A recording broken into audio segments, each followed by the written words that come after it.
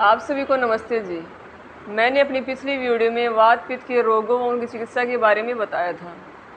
आज मैं कफ के रोग व उनकी चिकित्सा के बारे में बताऊंगी। तो महर्षि चरक जी ने चरक संहिता में 20 प्रकार के कफ के रोग बताए हैं। उनमें से कुछ मैं आपको यहाँ बताऊंगी।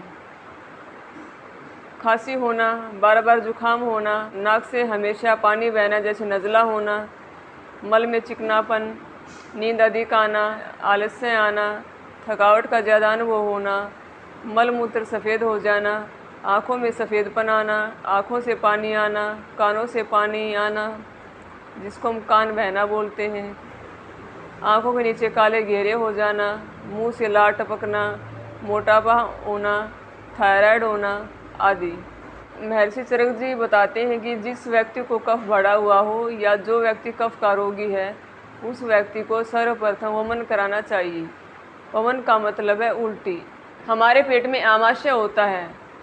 आमाशय के आधे ऊपर वाले भाग में कफ होता है और नीचे वाले भाग में पित्त होता है। विरेचन के द्वारा हम पित्त को निकाल देते हैं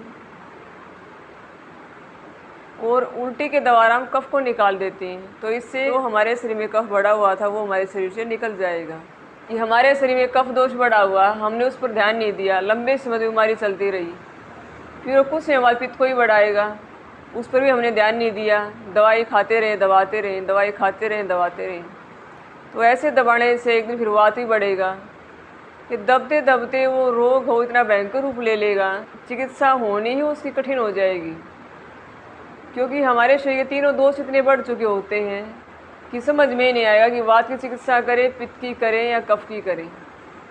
क्योंकि चिकित्सा करने में तब तक आसानी है चिकित्सक को जब तक उसका एक दोष बढ़ा हो, आसानी से हो जाएगी। दो दोष बढ़े हो तब भी हो जाएगी, तीनों ही दोष बढ़ जाएं तो ऐसा बीमारी हो जाती है, मतलब उसका रोग, मतलब उसकी चिकित्सा करनी कठिन हो जाती है। नियंत्रण हो सकता है लेकिन पूरी तरह उस रोग की जड़ नहीं कट सकती। दवाई खा करके हम काम चला सकते हैं लेकिन स्वस्थ नहीं हो सकते। अपने शरीर को हमें जानना चाहिए कि हमारे शरीर में कौन सा रोग है तो क्या करना है। अब वमन कब करवाएं? रोगी व्यक्ति तो कभी भी करवा सकता है, लेकिन उसके लिए भी महर्षि चरक जी ने, महर्षि वाग्भट जी ऋतु बताई कि बसंत ऋतु, कि मार्च अप्रैल में बसंत ऋतु आती है, इसमें वमन कराएं, मतलब उल्टी कराएं। बसंत ऋतु मार्च अप्रैल में आती है तो बसंत ऋतु में हम अपने कफ को बाहर निकालें वमन के द्वारा, ताकि आगे कफ के रोग हमारे शरीर में न आए। और एक रोगी व्यक्ति नहीं, निरोगी व्यक्ति को भी अपने शरीर की शुद्धि करवानी अत्यंत ज़रूरी है, ताकि उसके शरीर में दोष ना बढ़े और आगे उसके शरीर में कभी कोई बीमारी ना। इसलिए ज़रूरी है, सभी के लिए ज़रूरी है, ये रोगी के लिए अत्यंत ज़रूरी है।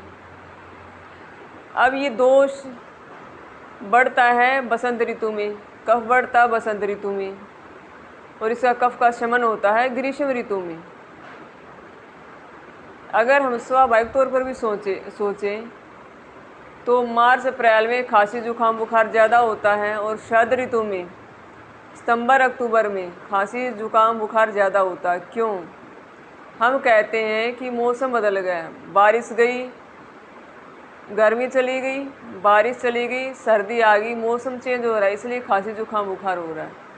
फिर हम कहते हैं कि सर्दी चली गई, बसंत ऋतु आने पर कि मार्च अप्रैल में गर्मी शुरू हो जाती है इसलिए हमें खांसी जुकाम बुखार होता है।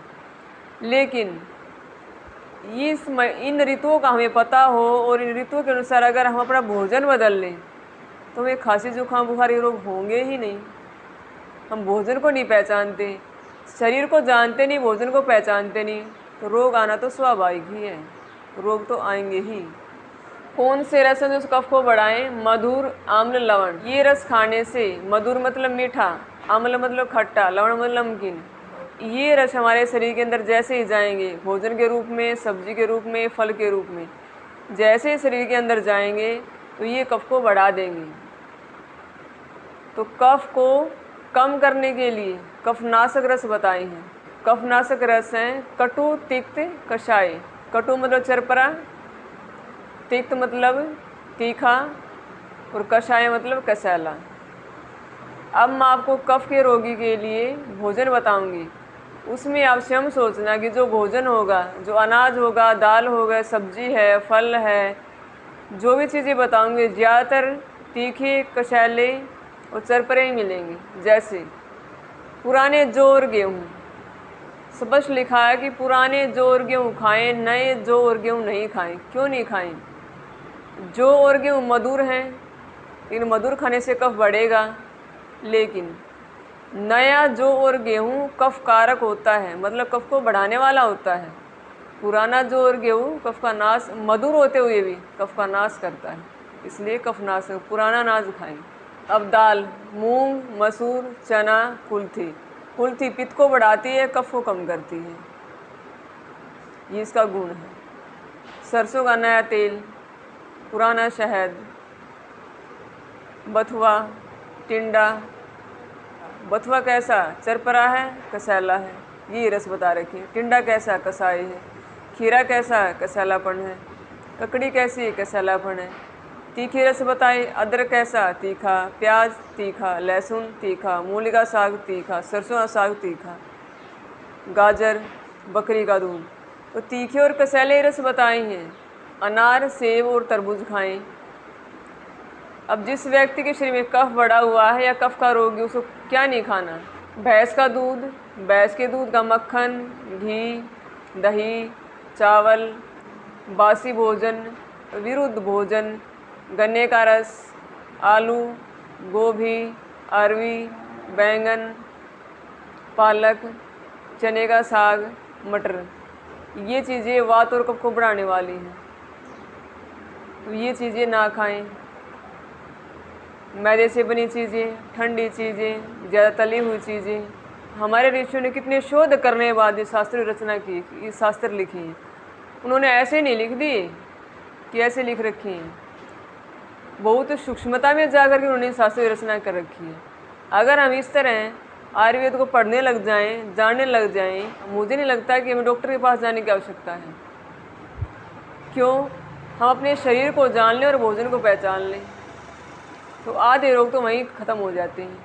किसी व्यक्ति को नज़ला है, नज़ले की दवाई ले रहा है, कफ का रोग है, कफ बढ़ा हुआ है, नज़ले का रोग है, वो डॉक्टर से दवाई भी ले रहा है और विरुद्ध भोजन भी कर रहा है, तो क्या उसका रोग कट जाएगा?